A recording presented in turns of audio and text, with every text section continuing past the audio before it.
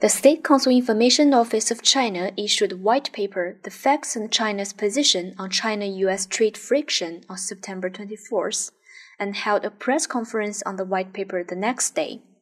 Officials from the Ministry of Commerce, the National Development and Reform Commission, the Ministry of Industry and Information Technology, the Ministry of Finance, and the National Intellectual Property Administration introduced the white paper and answered questions from reporters.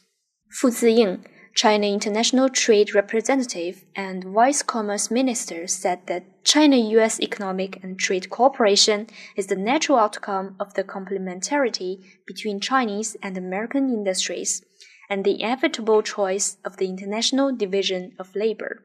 Fu said that the trade relationship is in the common interests of the two peoples, and that after nearly 40 years of development, the economies of China and the US have become deeply integrated and attached to each other.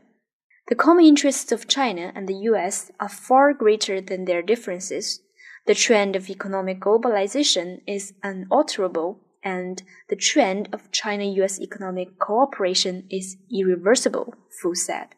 Wang Shouwen, Vice Commerce Minister and Deputy China International Trade Representative, took a question about compulsory technology transfer.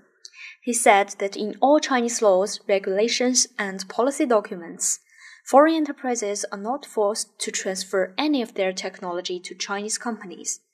Wang said, when foreign companies export products to China, the Chinese door is open and there are no obstacles. If they want to sell their technologies to China, that is completely voluntary and there are no obstacles.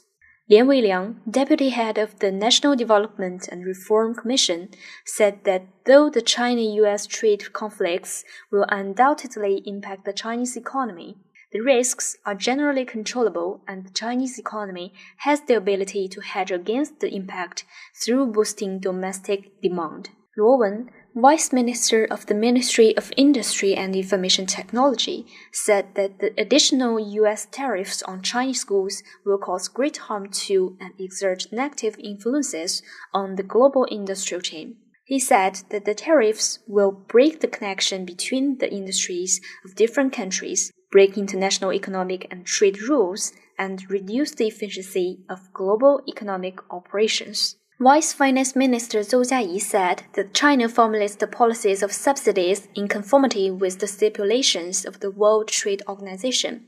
Neither the levels nor the measures of the subsidies have gone beyond the organization's regulations. Therefore, China has not caused market disorder or unfair competition, Zhou added.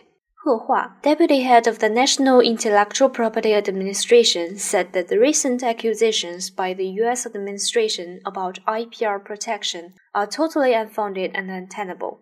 He said that China treats foreign companies the same as domestic companies in regard to IPR protection, and its efforts have gained wide endorsement by the international community.